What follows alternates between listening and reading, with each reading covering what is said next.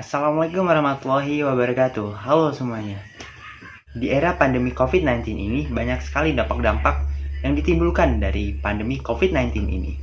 Contohnya saja orang-orang kantoran yang harusnya bekerja di kantor secara offline, namun mereka harus bekerja secara online di rumah karena COVID-19 ini. Lalu, anak-anak kuliahan dan anak-anak sekolah yang harusnya sekolah bertatap muka pada saat di sekolah harus melakukan pembelajaran online di rumahnya masing-masing karena dampak pandemi COVID-19 ini. Pernikahan pun mendapatkan dampak dari pandemi COVID-19 ini sama seperti dua hal tadi. Lalu pertanyaannya adalah bagaimana cara melakukan akad nikah atau pernikahan pada saat era pandemi COVID-19 ini? Apabila memilih pernikahan secara online, apakah pernikahan tersebut sah? Di sini saya Bintang Akbar Palija dari kelas 12 IPA 2 akan membantu atau mencoba menjelaskan apakah di era pandemi COVID-19 ini sah untuk melakukan pernikahan secara online. Yang pertama, bagaimana caranya melakukan pernikahan pada saat era pandemi ini? Karena era pandemi COVID-19 ini, kita dilarang untuk bertatap muka atau berkumpul pada saat waktu-waktu tertentu. Karena di era pandemi COVID-19 ini, lebih baik kita berisolasi di rumah masing-masing. Lalu, bagaimana caranya kita melakukan pernikahan apabila kita tidak boleh berkumpul atau bertatap muka secara langsung?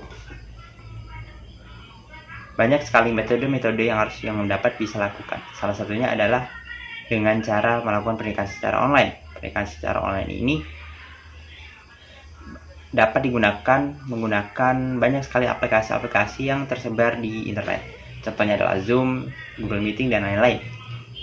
Nah, contohnya saja ada di negara Indonesia ini, banyak sekali orang-orang yang menggunakan pernikahan online ini menggunakan aplikasi-aplikasi yang tersebar di internet.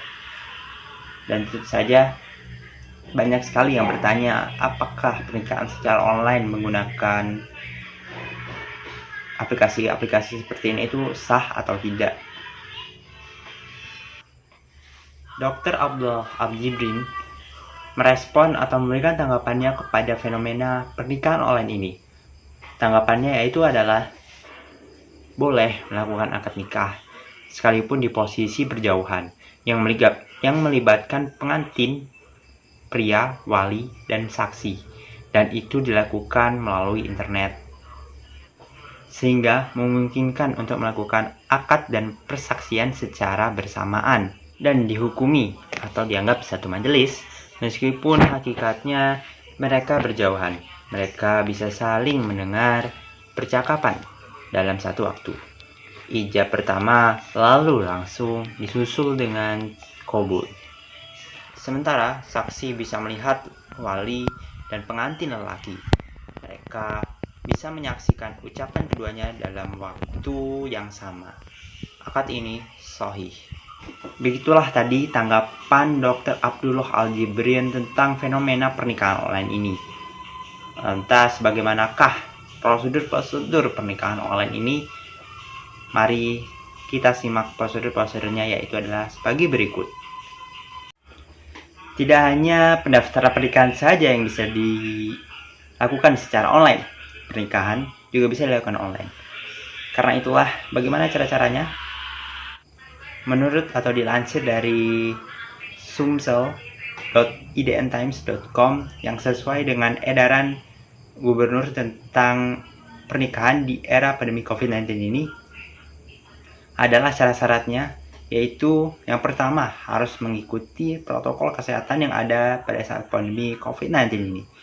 Lalu kemudian pernikahan tersebut boleh dilakukan di rumah ataupun di masjid dengan syarat pada ruangan tersebut maksimal hanya ada 10 orang. Baiklah, itu tadi adalah penjelasan saya tentang pernikahan online yang dipertanyakan apabila pernikahan online tersebut apakah sah atau tidak pada saat era pandemi COVID-19 ini. Saya harap dengan adanya penjelasan ini banyak sekali teman-teman yang mendapatkan pencerahan tentang pernikahan online ini sah atau tidak dilakukan secara online ini. Baiklah, itu tadi saja dari saya. Apabila ada salah kata, saya mohon maaf kepada Allah Subhanahu wa taala, saya mohon ampun. Saya akhiri, wabillahi taufiq wal hidayah. Wassalamualaikum warahmatullahi wabarakatuh.